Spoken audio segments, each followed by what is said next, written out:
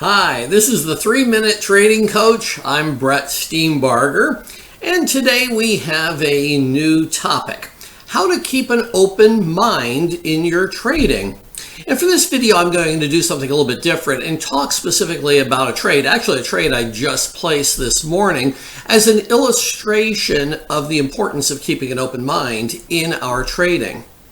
Now, when we approach a market with a fixed view, we're either very bullish, we're very bearish, we're convinced something is going to happen, we get locked into that mindset. That does two things for us. One, it prevents us from seeing new and different things, so we become less creative in our perception. But two, it also creates a situation where we are quite likely to be at times frustrated, surprised. When we hold on to a view, we become attached to that view, and something different goes on, then we can be thrown for a loop psychologically, and that can affect our next trading. So in my trade this morning, for example, we were in a narrow range in the S&P futures in the opening minutes of the day's session.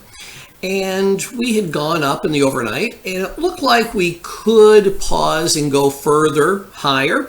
And so I was mentally rehearsing that. We had come off the overnight high, and I was mentally rehearsing we could catch a bid here and test the overnight highs. But I was also rehearsing the scenario, maybe the overnight high was it. Maybe we see some sellers coming in, and in that case, we could test the support from late in yesterday's session.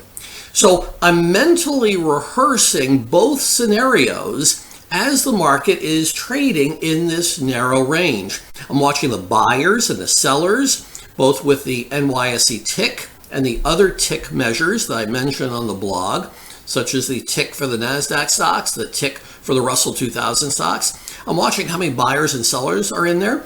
I'm watching which sectors are strong and weak.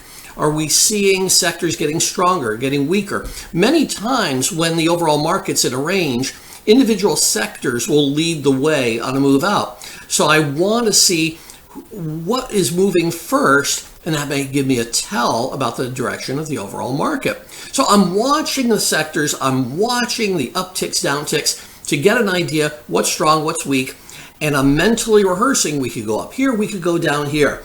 So I'm staying as flexible as possible. I'm talking out these scenarios as I'm sitting at the trade station so that nothing will surprise me. If we suddenly catch a bid, I know what to do. If we suddenly dump, I know what to do. Well, what happened was we were trading in the narrow range, and it looked like maybe we could go higher, and then some selling would come in, and then boom, some big selling came in on an expansion of negative tick, and that was across the indexes.